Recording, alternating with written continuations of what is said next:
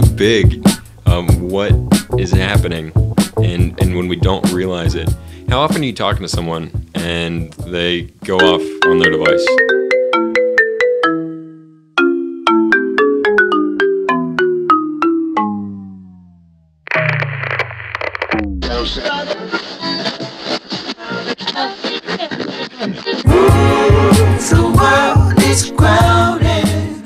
Hello and welcome to Season 2 of Pickles and Plato, the podcast brought to you by Christian Dossett and Jace Petrowski. Now, I have to go back and fill you in on the first 10 minutes of the podcast as we failed to record them in studio. We started off by wishing everyone a very happy new year, as it is 2019. We're psyched to get this started, as you all are, hopefully. We then kind of started the podcast without any really idea of what it was we were going to talk about. It was a last-minute thing. Jace almost bailed on me for this national championship between Alabama and Clemson. I won't spoil it for you guys if you've not seen the score yet. Though how could you not in this ever-bursting world of digital media? You probably know the score of the game. So anyway, we kind of rambled for the first 10 minutes or so, and then we got to a point where it was pretty awkward, and I'm kind of glad we didn't have the recording set up because, well, it just got awkward. And we started talking about awkward situations, and one that I brought up was the first time I saw someone voluntarily not wearing shoes around campus.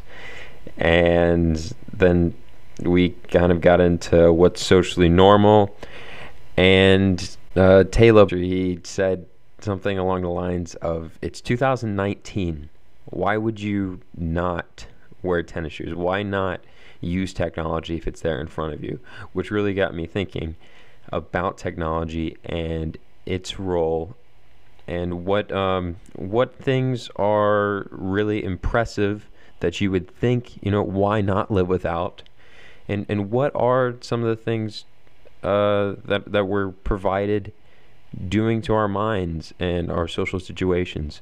So then we got on to thinking about really, what it is that cell phones, most in particular, are doing to our lives. And I'm just going to kind of switch you back into the actual podcast right now. All right, here we go. I'm glad that the shoes led into this, but it's so big, what is happening, and when we don't realize it. How often are you talking to someone and they go off on their device? I'm guilty of it. Interesting. You know how I was mentioning the group identity kind of led to the awkward situations, right? So maybe because we're becoming so individualized with our personal phones and our personal iPhones, I this, I that, and we're becoming our own solitude castle, that we're losing the sense of identity with a group.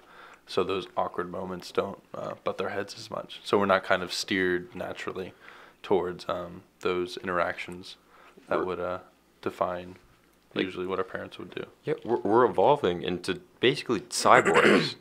I'll say we're cyborging, and the awkwardness, I think there's something really pure about it. When you're stressed out, if you're stressed out in any situation, there's probably a good reason for it. Yeah. And that awkwardness, that uncomfortableness, what do? You should think about it. And what you're going to do by thinking about it is solve a deeper problem than what is on the surface, whether it be a simple problem or something really complex. By having stuff like your phone and the unlimited media we have to just consume momentarily, it takes away from doing that. What's scary is we, our parents, they didn't grow up with phones like we did, so they know what it's like to not have phones and grow up. So I think it's really scary for the idea. I was thinking oh, okay, Christian, well, what do we do? And I was thinking to myself, well, hey, let's just not use our phones, right? We just remove that from our lives. But I feel like I don't think I'm an avid phone user. I wouldn't be saying to myself that, that funny thing you see on Dr. Phil, I can't live a day without my phone. They take it away. She's freaking out, or whoever, guy or girl. I think that it's really hard for us as a generation to imagine a boycott like that because we don't know the other side of that. We don't know what it even would look like to not have the phone. We're building our lives around it. Right, You know, we schedule business around it. Your livelihood is dependent on your communication through your phone. And very soon, people like our parents are going to check out. And there's not going to be a lot of people, you know, besides third world countries, that understand what it's like to live without the internet. Yeah. In my opinion, I think, you know, technology nowadays and the internet and social media, phones make people more stupid. You know, I believe that there's some advantages of the internet and social media and all using phones, but overall, I think the bad effects are more. You know, people back, you know, they used to use their hand more. Yeah. When they want to, you know, read a book or something, they go to the library and they, you know, they try to find the book, and, you know, we got more genius people. Right now, everything you need is through the internet. Literally, you will not do anything. You will just sit, and I'm really worried, like, about the future, because it's, you know, when you hear about that everything gonna be, you know, like robotics, you know, like cars gonna be like automatic, you know, everything gonna be like without, you know, out of our hands. You know, and that's really scary if you think about it. Oh, yeah. Like, you know, like, it feels like technology is, you know, taking, you know, everything in our lives. It feels like we're not doing anything, and that's affect us, you know, badly. Yeah. It turns us into existentialists. Yeah. Yeah. And I think there's a big, you know, major point in that I like how you said we're more stupid, right? And so there was something that I had mentioned. I actually kind of had an agreement with my calculus teacher in high school in my senior year. We looked back at, you know, Pythagoras. It wasn't actually Pythagoras who really developed that theorem. He actually had a group of women who would do the math for him, or and he would basically receive the questions from the king or whoever. They're like, we need this answered. You know, you're going to be our mathematician. Right. He'd take it to this group of women that he taught the math to, and had them learn. They were really the geniuses behind it, and they would work together to create the product. He would take it and get the credit for it. And it's really interesting to me. We're talking on that note about. I dropped the question: are we smarter today than Pythagoras and those women were then? And I think the question is, it's not that we're smarter. We have a greater access to knowledge than any other generation. But the fact is we have a greater use of our brain than, like, basically we have less of a focus for our brain. We have 1,000 different things that we do. And we're always having this stimulation to our minds. And so I'm curious to see, you know, we consume carbs. Our brains are, you know, machines that require energy. Right. And that energy is output and thoughts and whatever electrons that are firing and our neurons are firing or whatever. Right.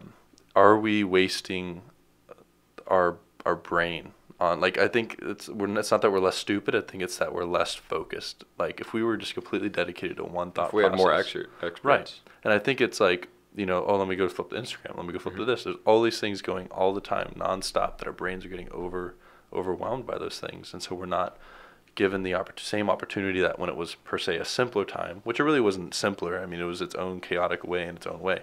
But the amount of, you know, just overstimulation that we have, I think is really interesting. And you can even take that to children and how they're developing in different ways because of the stimulation that they receive from mobile games and things like that at a young age.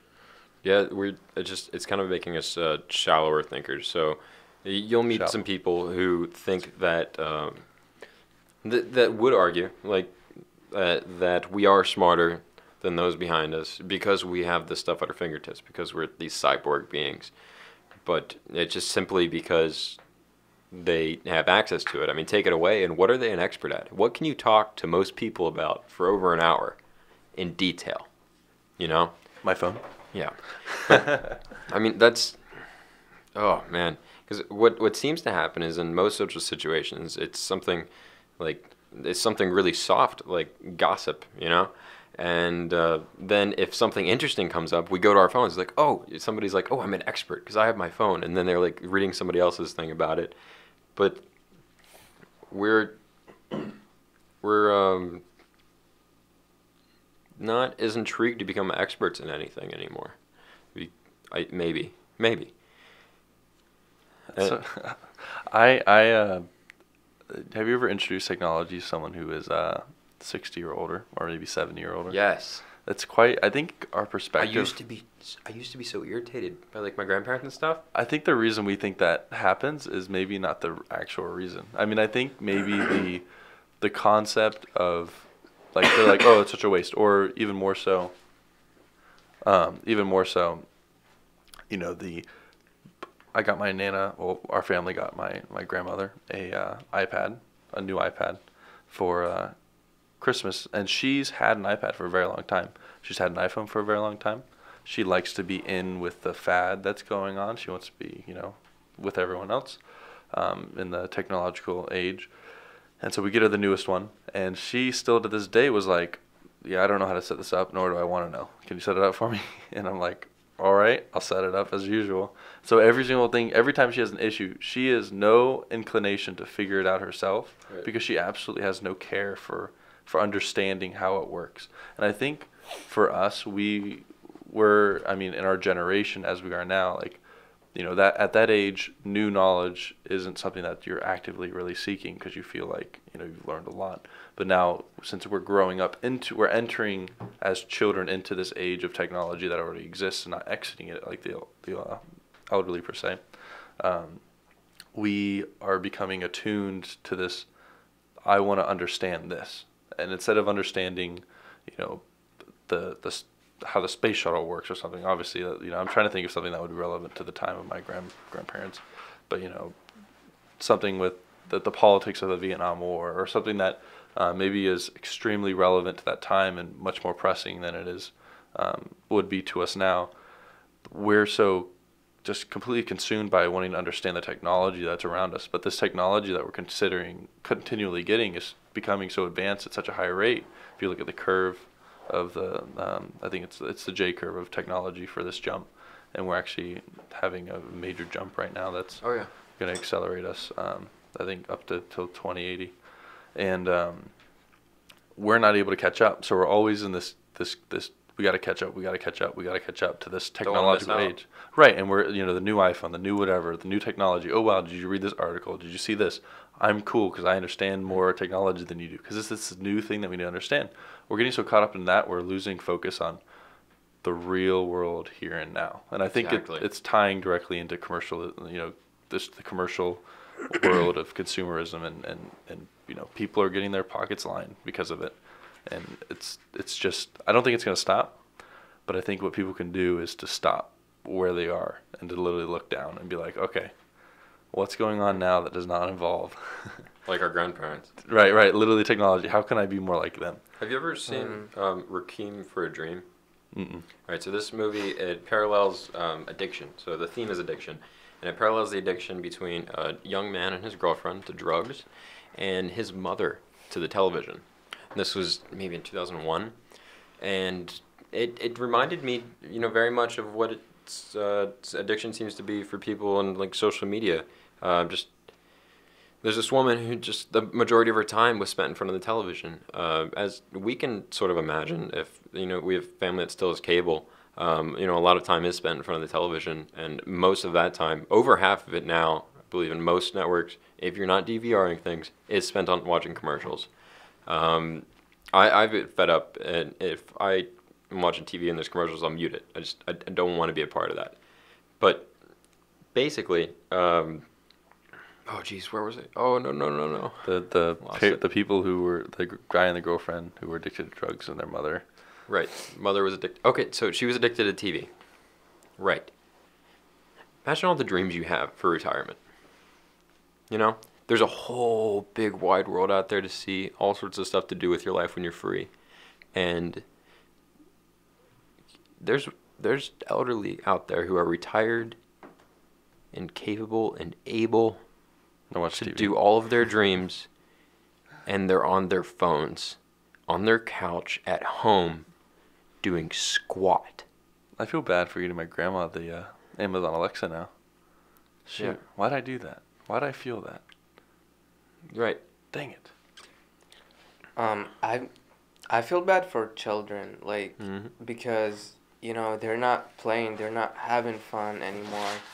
Like, before, people used to play together, used to go to the park, you know, used to do fun stuff together. But nowadays, everyone has his own iPod, iPhone, and he doesn't want to make friends. He just want to sit and, you know, on his iPad or, you know, Dude, not only iPhone or PlayStation. not only or, social like, media, but yeah, like PlayStation. Think of Fortnite. I read this article that somebody describing Fortnite is not a game, but a place.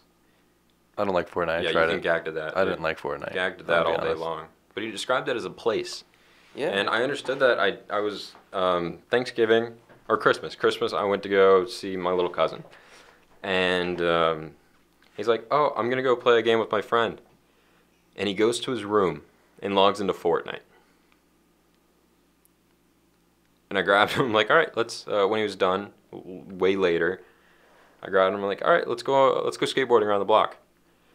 Because I imagine, you know, when I was a kid, I'd go outside and I'd get lost out in the woods or just ride all the roads and whatever, you know, wheels I had until the sun went down and I thought my parents would be scared to have me back.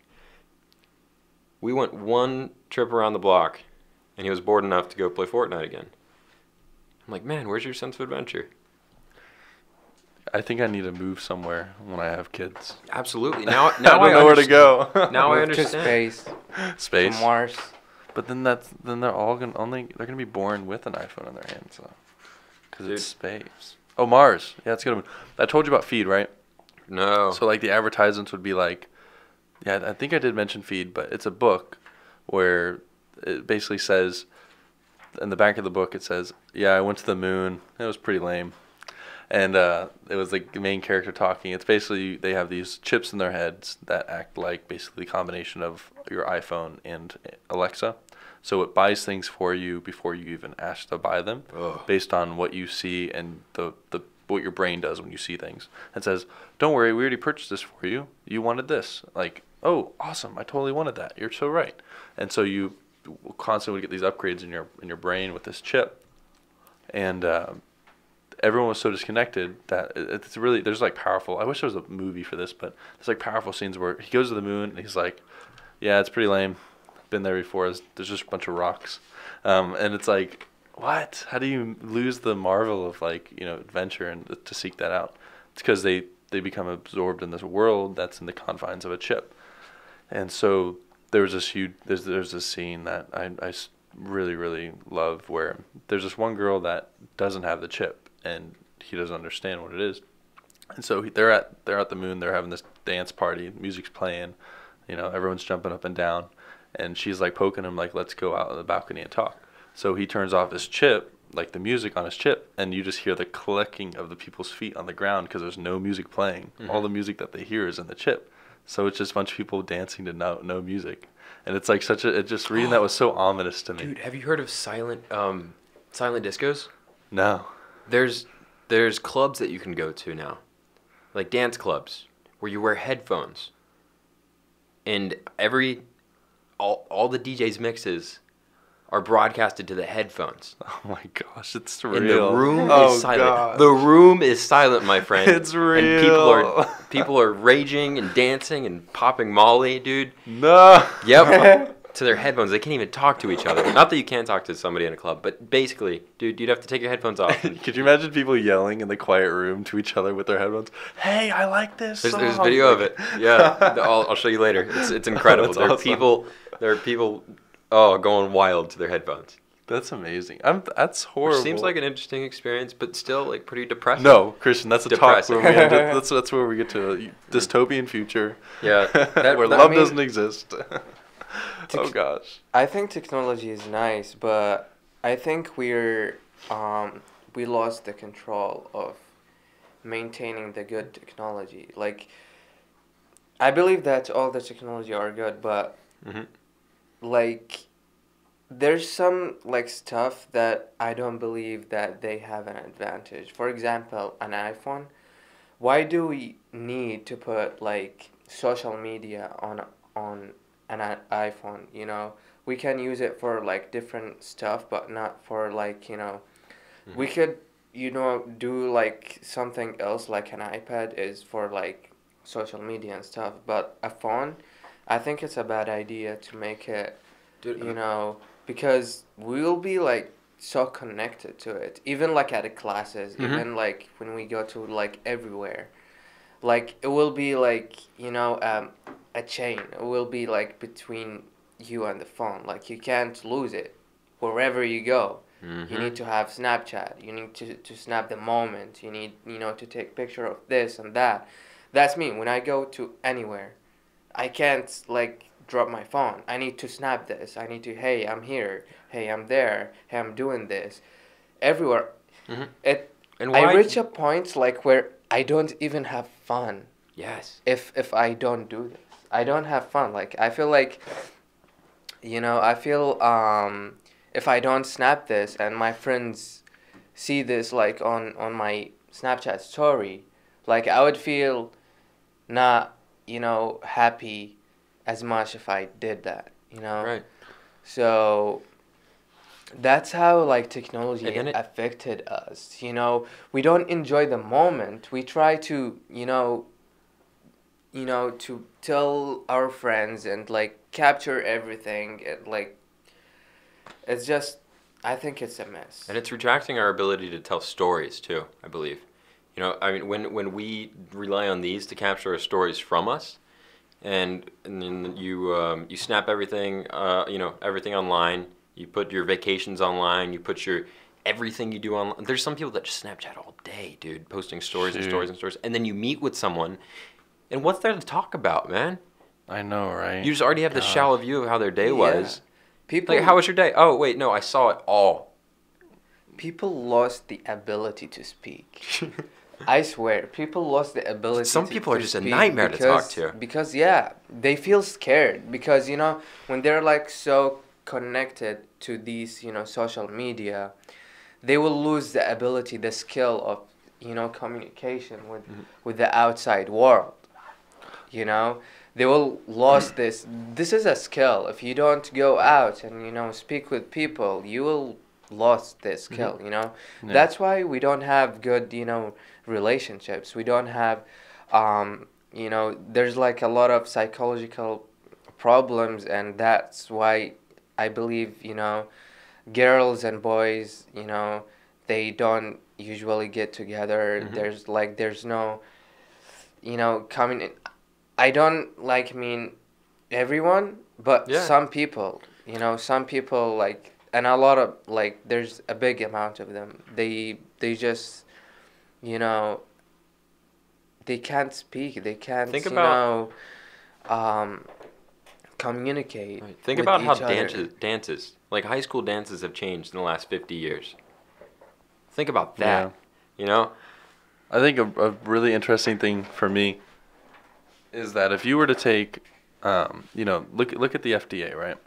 So, jewels, right, are being banned, or like are being very very closely banned, right? Where they're banning different things. I think I saw that news. Um, it's literally so. The reason is because teens are becoming addicted, and it's rampant, right? Well, what about iPhones? Why don't they ban iPhones? Why don't they ban like? And then this is interesting to me because you know, iPhones are commercial use, you know, something that you can commercially use. But obviously, like for that technology, you know, for war or anything that's you know, used for our military or even like executives or something for something that's you know work related, if they were distributed specifically only to people who really really need them and with limited capabilities, then we'd still have the you know the technological capabilities without the social aspect to it that really deteriorates our culture.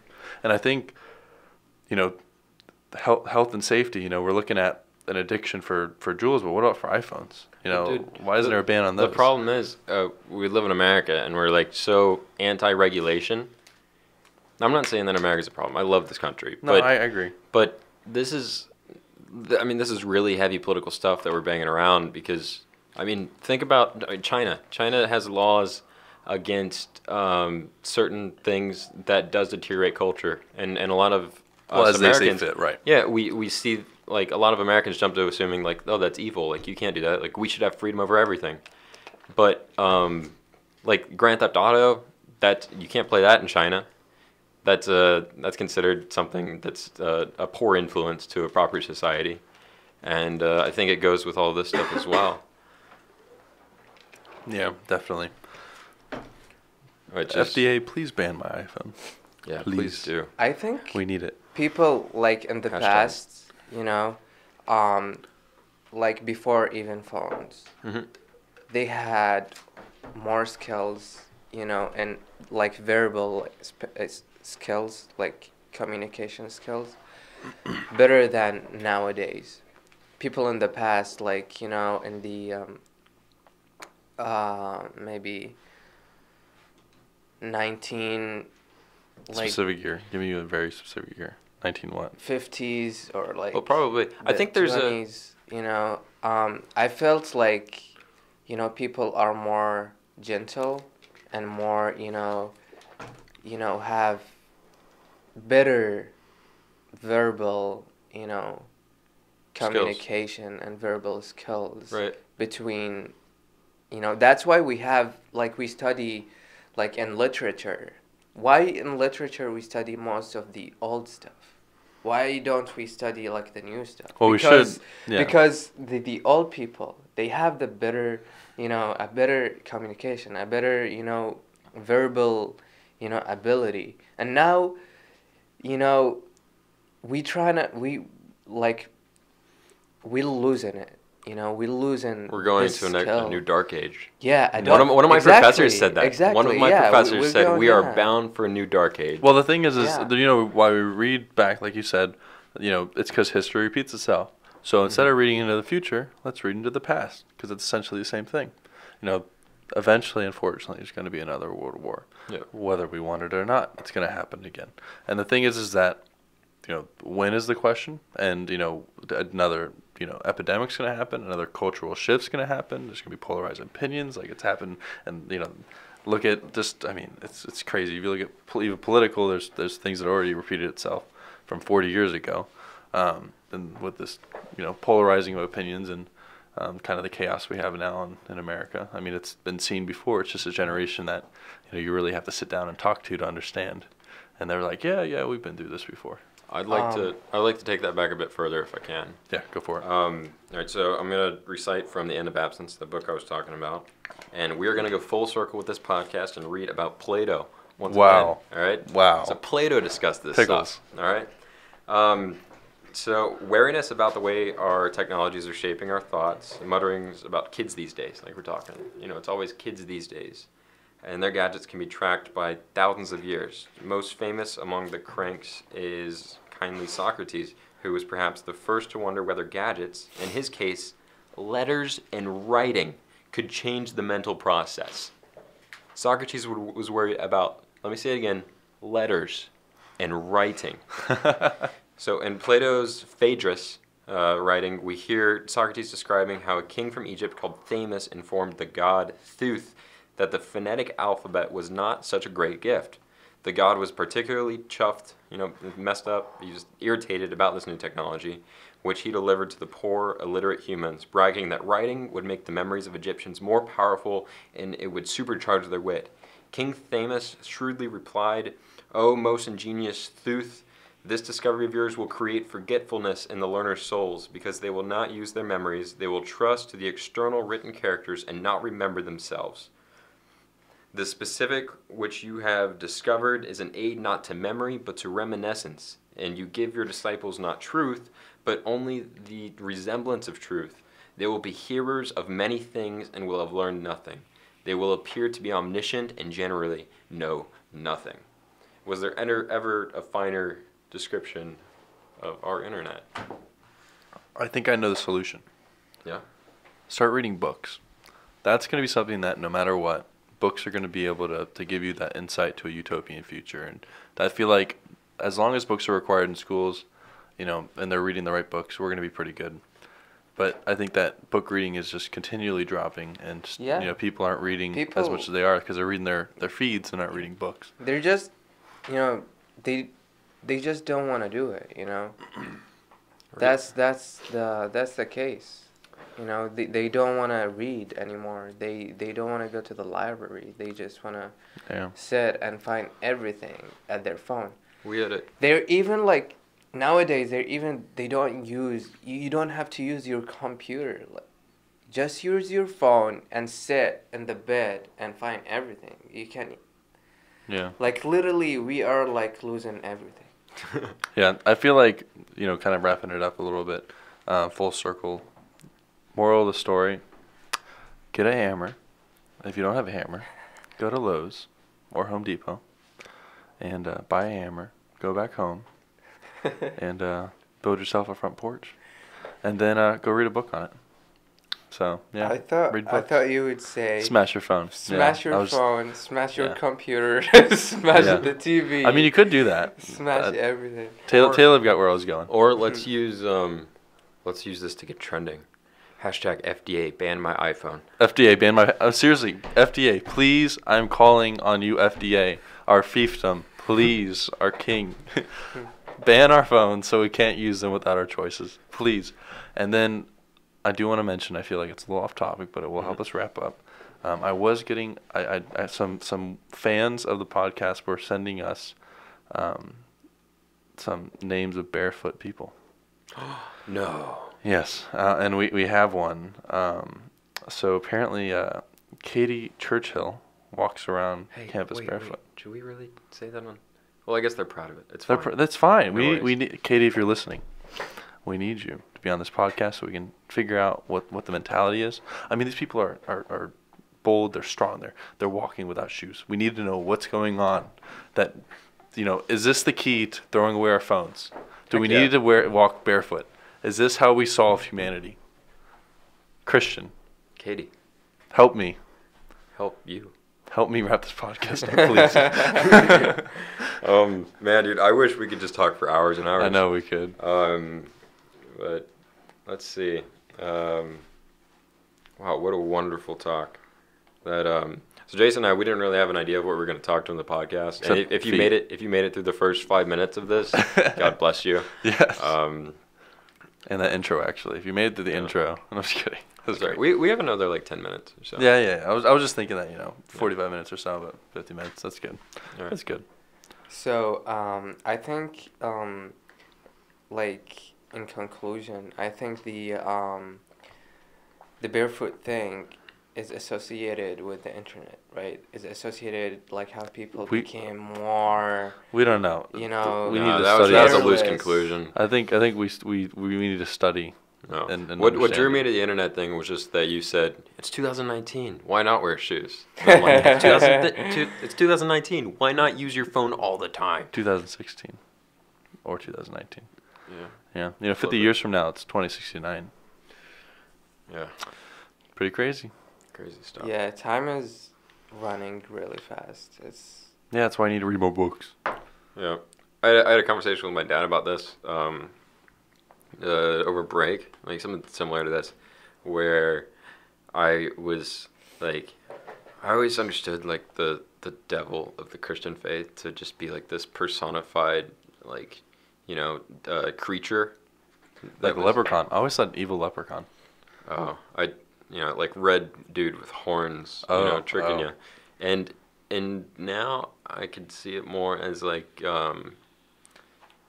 all the forces that just kind of drive us further away from like truly using the gifts that we're naturally given. And my dad, he's like, yeah, like when I say technology is the devil, I mean it. Rock and roll's the devil. And people laugh at me, but I kind of agree with it. I mean, of course, there's like technology that leads to like great things, like medical breakthroughs and whatnot. But there's this digital sphere of influence that I feel like FDA help us. FDA allow medical use of technology, but not commercial use. Yeah, just regulate it. Just regulate it. Honestly, like I feel like there needs to be a larger player in this game that needs to make that decision for us. Because I feel like I feel like there's a little bit of a kind of, I'm not gonna say conspiracy, but there's just something that seems a little odd that's not, doesn't seem like a major concern for any regulatory. Well, dude, it's big governance. money. It's the right, and that's same way obviously with what all it things is. that are big money. Right, and it's gonna be that. That's always obviously gonna be the reason, but it's just like, how much longer are we gonna go with this? Like you look at, I think it's actually interesting with the Zuck and the recent things that happened in Congress.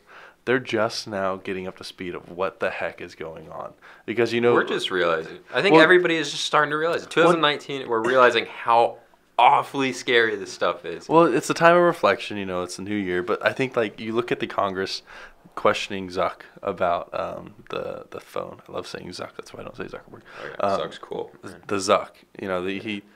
They're like, so if I held this phone right here, okay, and yes, he does have a country accent. If I hold this phone right here and I walked over there across the room, will this phone know I walked across the room? And I think it was actually the CEO of Google. It wasn't Zuck. And he was like, well, sir, it depends on what you enable. He's like, I am asking a question. If I stand here and then walk to the other side of the room, will the phone know?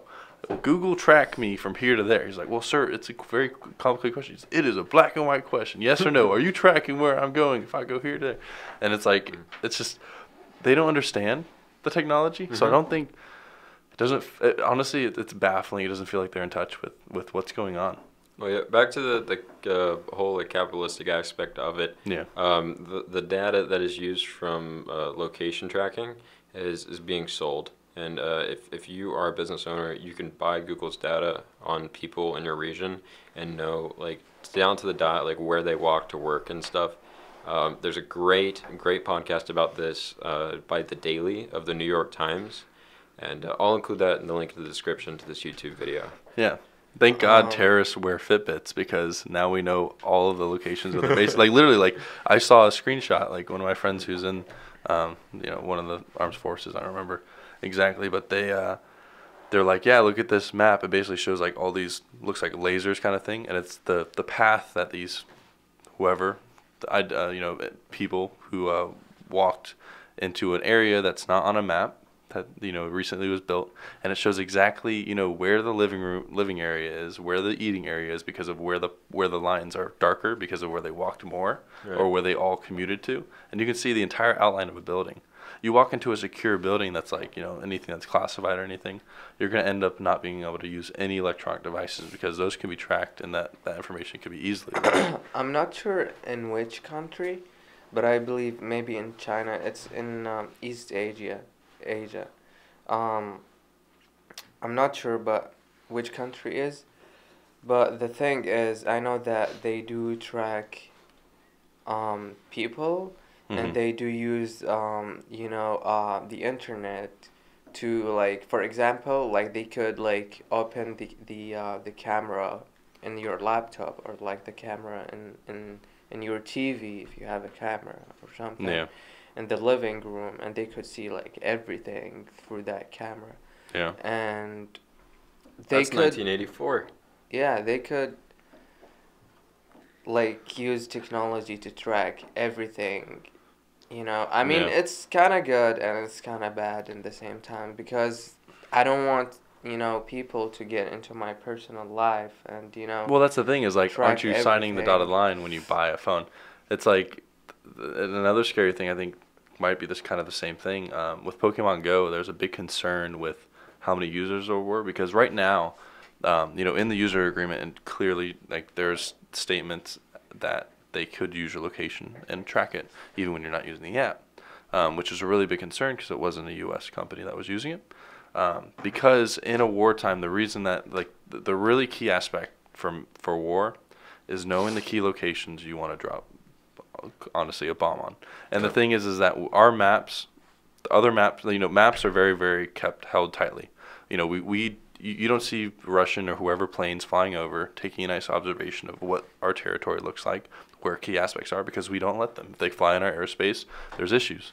And we very tightly secure our borders in the airspace, and even satellites. We don't allow satellites to fly over certain areas because we don't want them to see, where we are. Even Google Earth doesn't have completely accurate. There's some things that are not Some blurred out that you don't even notice are blurred out, yeah. like unless you know that there's something there. And just one more thing. The thing is that with the Pokemon Go is that it's already been proven that there was a burglar who basically put a malware into someone's phone, some rich woman's phone, where she walked around for a period of I think a month, and it took random photos of her house, and he compiled that into a interior basically map of her house, exactly where all her valuables were, everything that he needed to steal, and how to get in there quick and like in and out real quick. And so they're doing, like, it's possible to do that with the information that's collected from, Pokemon Go. We're catch that Pokemon. Let me throw this camera over into this direction because the Pokemon was there. They can control where the direction of the cameras go. So these maps that, we have that are accurate, other countries don't, because we securely hold those because we don't want, the intelligence to get out. But the issue is that, when there's these huge population areas, well, there's, 150,000 Pokemon Go players in this area. This is a highly dense populated area. We have a lot of information on that area because of the images that are coming in. And so it's scary to see what information we're giving out. I mean, even if you think about it, like, we can see it obvious on the new update for Snapchat. In Snapchat now, you can see the location of most of the people there. Right, right. And you can use this. I've heard so many stories, like true stories on the internet, about people getting, murdered or getting like in a crime because of this, the Snapchat thing. Mm-hmm. Mm-hmm. And I heard like really scary stories. Which like is why a guy, hopefully- he was like he was tracking a girl, like behind her, and he was calling her, and she didn't recognize that she was putting her Snapchat to the location in the Snapchat on, so he was tracking her all the way.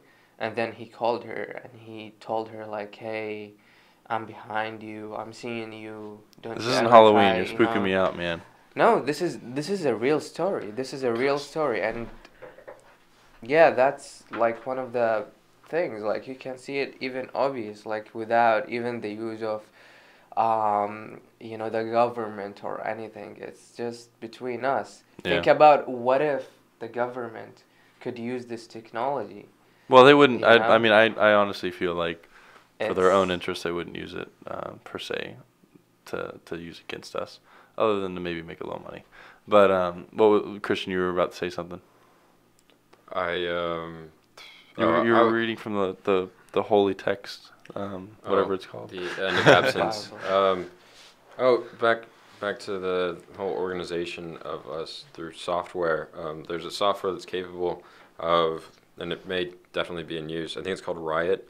I forget what the software company is that invented it. It's coded to sort people online and group them into. Well, it's basically something like it is definitely used by the.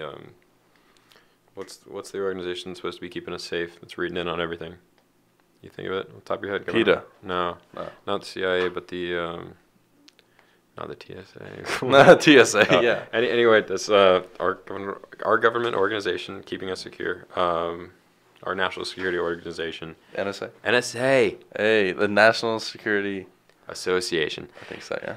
And it's called Riot, and what it does is it like sorts people online to be like mined through based on their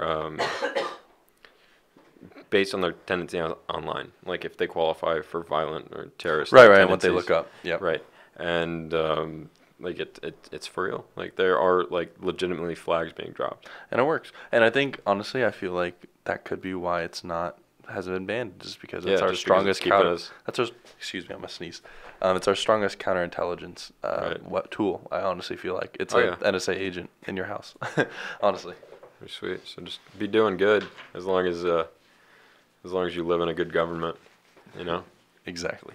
As long as you trust them. Yeah, everybody get political, get involved, and just make sure that, like, the only reason to gripe and groan about this stuff via government is if you don't have a country that is actively involving forward regulation about it. Were you setting up a song for us, Christian? I was just queuing up an outro for when we're ready to get off of here. Okay. I'll just say, I wonder what song it is. It's called Outro. Is it really? Yeah. Did you make another outro? No, this is not mine. This is a good one.